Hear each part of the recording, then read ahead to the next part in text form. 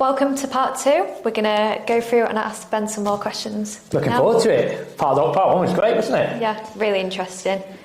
What is the biggest challenge you've ever faced in your career? Good question, Millie. Good question.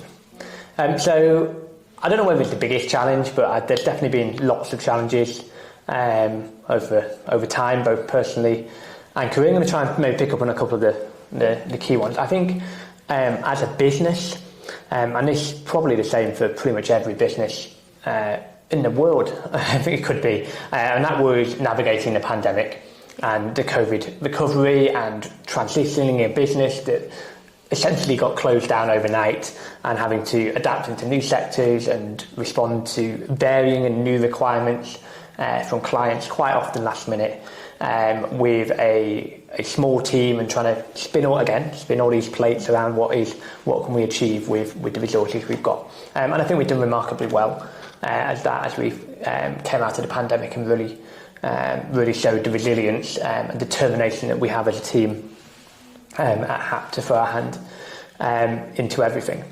Okay, this is a fun question. I feel like you're going to like this one. If you could create a TED Talk on any subject, what topic would you choose to discuss? Now you just said it's a fun question, I've gone quite serious. So I've got two things I thought that maybe would be an interesting TED Talk. The older I've got more involved, more interested in psychology and how we treat people and the way we are towards people and how that influences their productivity or their performance. I think there'd be an interesting chat around the links between psychology and performance. And the other thing is something completely different, and something I've not spoken about before in one of these things, and that is probably something around financial education for teenagers. Okay. I'm a big believer in non-formal education, but one thing I think our education system lacks is any form of financial education. What is a credit card? What does APR mean? How do I get a mortgage? All the things that as soon as you hit 18, you get thrown into a puddle with and you're expected to understand and know.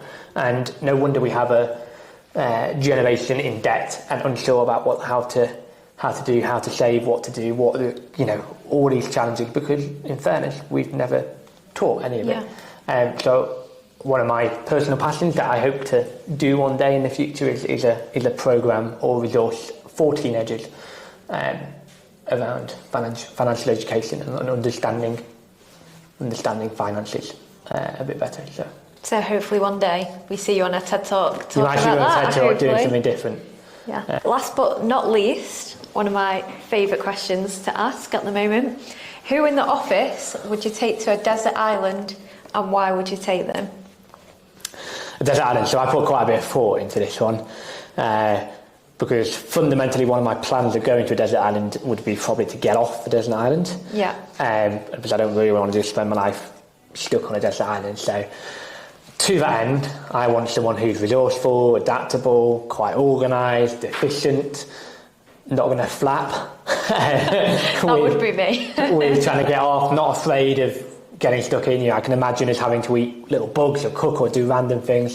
So I thought about who within the office displays those personality traits: organised, resourceful, determined, not afraid of getting their hands dirty a bit.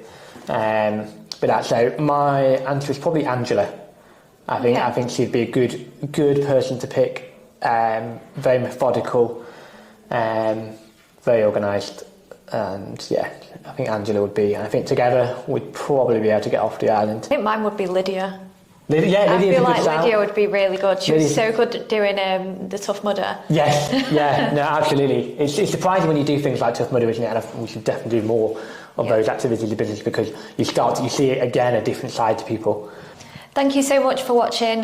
We hope you found that really insightful and enjoyed Ben's answers. Thank you for joining us today. Thank you for having me. I've really enjoyed it, and let's do it again sometime. It was a good 45 minutes of chatting away. Yeah.